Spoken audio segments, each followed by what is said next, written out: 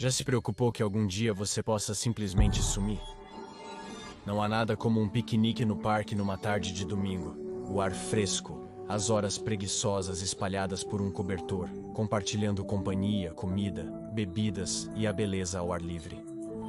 O jovem e sua namorada passaram a tarde fazendo exatamente isso, desfrutando um pouco de uma vida tranquila num domingo. Agora o pôr do sol riscou o céu com vermelho e laranja, e o ar está começando a esfriar para um frio menos agradável. É hora de arrumar os restos do piquenique e voltar para casa. Ele carrega um cobertor e ela carrega a cesta, cada um deles mantendo uma mão livre para que ainda possam dar as mãos. Eles iniciam o retorno ao apartamento do jovem pelo parque, que gradativamente esvazia. É uma caminhada familiar, uma que eles fazem todos os domingos há um ano que estão juntos. E eles a fazem no mesmo ritmo lento e tranquilo do piquenique. Não há pressa, não hoje. Isso é para as manhãs de segunda-feira. Agora há apenas o pôr do sol, o parque e a mão dela na dele. O jovem vê um esquilo enterrando uma noz na terra sob uma árvore próxima. Ele vai apertar a mão da namorada para apontar a cena adorável, mas ela retira a mão da dele. Ela mudou de direção, caminhando em direção a um par de bancos, fixada em algo lá. Ela pergunta com uma voz estranhamente apavorada se ele viu isso. Estranho, ele não identifica nada em comum. A namorada insiste, com uma intensidade perturbadora, que viu algum tipo de luz estranha por uma fração de segundo. Algo que desapareceu tão logo apareceu, mas deixou uma impressão indelével. O jovem ri com desconforto. Algo está errado, não consegue explicar exatamente o que é, mas os pelos na nuca dele estão arrepiados. Ele tenta mudar o assunto de volta para o esquilo. Ele vira para apontar o esquilo novamente, mas ela permanece fixada no que quer que ela consegue ver que ele não.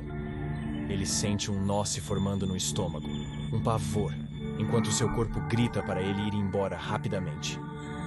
Ele tenta acalmar seu sistema nervoso superativo para lembrar a si mesmo que não há perigo aqui, mas justo antes de voltar para sua namorada para sugerir que eles apressem o caminho para casa, ele ouve um leve baque quando algo cai na grama.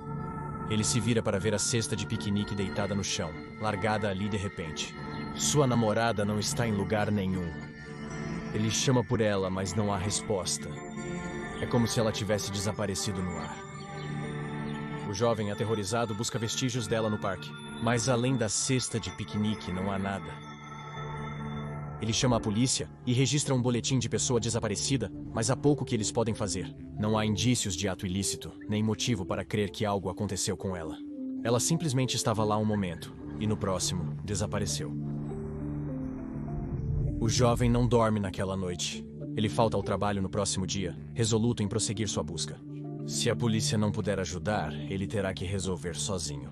Ele liga para os pais da namorada, que não a veem desde sábado. Seus amigos não a viram nem receberam uma mensagem. Ela também não foi trabalhar. Desesperado por respostas, ele retorna ao parque, andando de um lado para o outro no local onde ela desapareceu perto dos bancos. Enquanto faz isso, ele ouve um som repentino que faz seu coração saltar na garganta. A voz dela, apenas um sussurro, como se os lábios dela estivessem a meros centímetros do seu ouvido. Ela chama o nome dele. Ela pergunta a ele o que aconteceu. Ele não sabe o que dizer. Ele gira em volta, procurando o rosto dela, mas ela não está lá. É apenas a imaginação dele, sua tristeza o fazendo alucinar com a voz que ele mais quer ouvir. Lá está novamente, ela sussurrando para ele, dizendo que o ama, que sente saudades dele, que não consegue mais sentir o corpo dela. Os joelhos do jovem cedem e ele desaba na grama, chorando. É como se ela estivesse ali, mas inalcançável. Ele pode ouvi-la, mas não pode vê-la, não pode tocá-la. Ele pergunta a ela o que diabos aconteceu. Eu não sei onde estou. Eu não sei o que eu sou. Eu não. A voz dela fica mais fraca, desvanecendo-se em estática. Ela está desaparecendo, e ele não pode fazer nada para segurá-la. Seus olhos se fixam na árvore, onde ele viu o esquilo no dia anterior. A casca se enrola em um padrão que, quando ele olha por muito tempo e deixa seus olhos desfocarem, parece quase como o rosto dela. Ele estende a mão, passando os dedos pela casca. Não é ela. Claro que não é ela. Ele não ouve a voz novamente. Talvez nunca tenha existido. Porém, não consegue se desvencilhar da sensação de que ainda está lá, escondida em algum plano de existência inacessível a ele. Lá, na grama onde ela desapareceu, ele pôde senti-la claramente em sua mente. Ele tem uma memória súbita e vívida de seu primeiro encontro. Ela derramou café nele, tiveram que voltar à casa dele para pegar uma calça limpa. Ela estava aterrorizada que ele ficaria bravo, mas eles riram disso pelo resto do dia. Ele podia sentir o aroma do café, a risada borbulhando na garganta. É mais vívido do que uma simples memória. É ela de alguma forma. Então, pelo canto do olho, ele vê algo estranho. Uma luz fluorescente, brilhando em azul e amarelo, torcendo e girando em sua visão periférica. Ele se vira em direção a ela e se levanta. Ele estende a mão em direção à forma, incapaz de se conter, e então ele se foi. A polícia nunca descobriria o que aconteceu com o casal. Como poderiam? Eles foram vítimas de uma força que as autoridades jamais poderiam esperar entender. Este jovem e sua namorada encontraram uma anomalia conhecida como ESI-CP7783. O ESI-CP7783 é uma construção tetraédrica ontocinética semicorpórea. Tente dizer isso 5 vezes rápido. A fisicalidade da anomalia é de natureza duvidosa e espúria. A anomalia, parte de seu confinamento, está ligada à declaração na unidade 7783 do local 196, de forma semanto-conceitual. A perceptibilidade do ESI-CP7783 varia conforme a natureza da pessoa que o tenta perceber. Quando percebida, a anomalia emite um brilho fluorescente azul-amarelado e mantém uma posição fixa, independentemente da força cinética aplicada. A interação física com o ESI-7783 é extremamente difícil, só sendo possível através de uma série complexa de ações, chamada interatividade cimento-conceitual. Este é também o meio de contenção do ESI-CP7783. Existem consequências infelizes ao interagir efetivamente com o ESI-CP7783 em um nível físico. Fazer isso causa abstração, biológica, conceitual e ontocinética nos sujeitos afetados. Isso tende a resultar no referido sujeito se transformando em uma sapiência conceitual intangível. Elaborarei mais sobre esse efeito colateral logo. Indivíduos sujeitos à influência do ESI-CP7783 que são afiliados à fundação são referidos como conceitos sábios associados ao pessoal. Esses conceitos sábios ainda retêm suas funções cognitivas superiores, embora não possuam as funções biológicas associadas às suas formas humanas físicas originais. Eles ainda podem interagir com a realidade através da impressão subversiva cognitiva ou da breve interferência na atividade psicológica e neurológica de seres sencientes e sábios próximos. A presença de conceitos sábios associados ao pessoal pode ser identificada através desta breve interferência e aumento nas tendências parietalíacas nos próximos. Tendências parietal são a tendência de encontrar padrões e significados em estímulos aleatórios, para quem não conhece o termo. Por exemplo, ver um rosto em uma torrada queimada, observar uma expressão facial surpresa na forma de uma torneira, ou olhos em um padrão de papel de parede. O ESI-CP7783 foi inicialmente identificado pelos pesquisadores sêniores Dr. River Quarries e Caden Powell durante um período de folga. Parte dos detalhes dessa descoberta foram removidos do arquivo oficial por possíveis preocupações de violação de contenção. Mas o esboço geral dos acontecimentos, é claro, foi determinado. Os dois estavam dando um passeio no parque juntos quando se depararam com a anomalia. O Dr. Corey tomou as coisas em suas próprias mãos por acidente, realizando uma interação cimento-conceitual com o SCP-7783 sem perceber o que estava fazendo. 2 funcionários extras foram trazidos e a anomalia foi contida e controlada com sucesso. No entanto, no processo, a exposição do Dr. Corey provou ser demais, e ele começou o processo de transição de conceitos sábios associados ao pessoal. Caden Powell pediu a remoção de todas as entrevistas com o Dr. River Corey sobre a transformação deste do arquivo oficial do SCP-7783. Sem elas, resta apenas o relatório geral, que ainda oferece uma visão significativa do processo. 1 hora após a exposição aos efeitos do ESI-CP7783, River mostrou coerência conceitual intacta e angústia emocional aguda. Ele parecia estar ciente do que estava acontecendo com ele, bem como de sua impotência para impedir isso. Sua relação com sua forma física ainda estava intacta neste ponto, mas ele podia sentir o quão temporário esse estado agora era. Depois de um dia, a coerência conceitual de River passou de intacta para intermitente.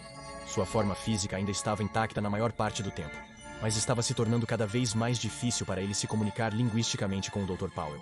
Uma semana depois, a coerência conceitual de River foi descrita como espúria. Houve um aumento na influência subversiva cognitiva, e suas funções biológicas começaram a se desligar à medida que o corpo físico se tornava cada vez menos tangível. Após um mês, a forma biológica e física de River se tornou totalmente abstrata. O Dr. Powell observou um aumento na influência parietal, vendo o rosto do homem perdido em tudo que ele olhava, mesmo quando não poderia estar lá.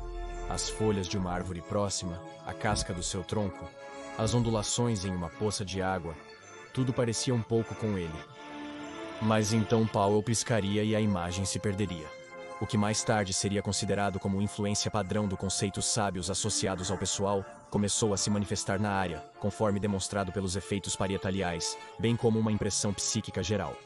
Era mais prevalente nas imediações imediatas do corpo frutífero dissociado. Um ano depois que River tropeçou pela primeira vez no SCP-7783, ele foi totalmente convertido em uma entidade abstrata. A forma física se perdeu, e influências cognitivas subversivas foram observadas. Mesmo fora da proximidade dos conceitos sábios associados ao pessoal, a influência parietal persistiu para os indivíduos associados. O mais afetado foi o Dr. Powell, que continuou a ver o rosto de River em todos os lugares que olhava. Tornou-se tão prevalente para ele que procurou uma avaliação psicológica. Mas foi confirmado que ele não estava sofrendo de nenhuma doença mental ou alucinações induzidas pelo luto. O aumento na busca cerebral por padrões e reconhecimento de imagens faciais e estímulos visuais aleatórios se deu pela influência persistente dos conceitos sábios associados ao pessoal de River. Caden Powell virou diretor provisório de contenção após a perda do Dr. River Corey para o SCP-7783.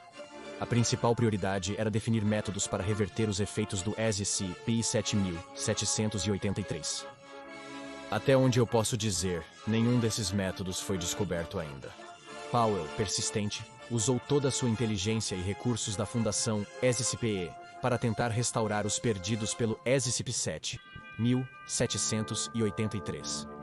Durante minha pesquisa, acessei uma entrevista entre o diretor de pesquisa Caden Powell e o número 78.990 Classe D, feita para um estudo sobre impressões subversivas cognitivas, do conceitos sábios associados ao pessoal.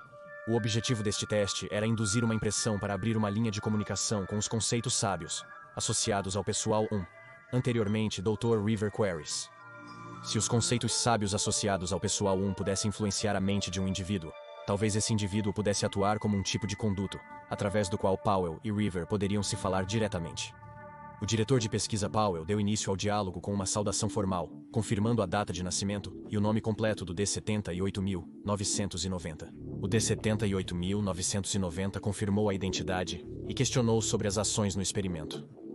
Powell respondeu: "Bem, essencialmente, estou aqui apenas para conversar um pouco com você, fazer algumas anotações sobre seu comportamento e coisas do tipo, como uma espécie de avaliação." O D-78.990 se remexeu na cadeira, questionando o tema da conversa. Powell deu de ombros. A resposta chocou. O D-78.990 disse: "Você não está guiando?" Powell deu de ombros novamente, clicando distraidamente em sua caneta. Sua testa franziu, seus pensamentos pareciam distantes.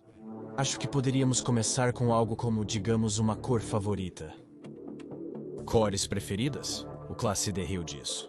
"Cores favoritas? Eu pensei que seria algo mais, eu não sei, científico." Powell suspirou. "Basicamente, estou apenas monitorando seu comportamento, buscando por sinais indicativos de..." O D-78.990 se sentou mais rígido na cadeira, ansioso. "Sinais de quê? Tenho câncer?" "Não," Powell negou com a cabeça. "Apenas, deixa pra lá. Por que citar o câncer dentre tudo?" Agora, o D-78.990 deu de ombros. "Eu não sei. Meu pai morreu disso, há muito tempo." "Que tipo?" "Câncer de pulmão. Estágio 4. A conversa parecia menos uma entrevista de pesquisa típica de fundação e mais como os primeiros passos de um encontro desconfortável. A troca de perguntas e respostas meio desinteressadas. Powell ofereceu um ramo de oliveira verbal, uma tentativa de simpatizar. "Eu conheci alguém cujo pai morreu de câncer de pulmão." Bem, provavelmente vimos isso chegando." "Ele fumava um maço por dia por..." Powell interrompeu. 22 anos. Os olhos do D-7899 se arregalaram de surpresa. Ah, bom palpite. É, 22. Sabe, eu teria adorado trabalhar aqui, comentou o D78.990. Sério? Powell levantou uma sobrancelha. Por que diz isso? Pelo que notei, não tem experiência em pesquisa. Quando jovem queria seguir medicina. Powell concordou. Seria bom trabalhar num lugar com propósito real. Powell sorriu sutilmente. Sim, é melhor do que trabalhar em tecnologia da informação para geriátricos. O D78.990 riu do comentário, e Powell franziu a testa, confuso. River teria gostado da piada. Ao ouvir o nome de seu antigo parceiro, Powell se arrepiou. É? O D78.990 assentiu. Ele teria. Sempre detestou trabalhar em Loxi. Os olhos de Powell se acenderam com nostalgia. Sim, eu me lembro. Eu me lembro muito claramente. O D78.990 riu com ele, mesmo sem ter trabalhado antes com Powell e Dr. Corey. Ah, sem dúvida. Foram tempos insanos. Ele se irritava tanto com aquele lugar. Ele corria para as coisas mais estúpidas. Você e... Cara, eu e ele. Nós realmente riamos. Chris sempre teve uma vara enfiada no traseiro, no entanto. Tudo virou um inferno. Ele era velho demais para trabalhar. Sempre decomposto na mesa. Qual foi a piada que você fez sobre o nariz dele? O D78.990 agora falava das lembranças do Dr. Corey em primeira pessoa. Qual? Perguntou Powell. A noite depois de D e B? Ah, aquele sobre ele parecer ter 8 e 80 ao mesmo tempo? O D78990 gargalhou, jogando a cabeça para trás. Por favor. Deus. River ria até chorar com isso. Ele riu muito naquela noite, como há muito não fazia. Powell deu um sorriso. Sim, eu me lembro daquela noite. Foi incrível. Apenas fazendo piadas bobas um para o outro, aproveitando o tempo que tínhamos. Como se todo o tempo do mundo fosse nosso, Tornou tudo melhor. A vida era perfeita. Powell suspirou. Os vizinhos não ouviram perfeito, o D78.990 observou. Porém, os vizinhos sempre se queixavam da nossa altura. Powell balançou a cabeça. Bem, eu era alto. Barulhento. Isso era algo que você gostava nele. O D78.990 alternava entre a terceira e a primeira pessoa, às vezes falando sobre River, e outras vezes falando como se River estivesse falando através dele. Eu ainda me lembro dele rindo. Ainda me recordo de tudo. O D78.990 sorriu com saudade.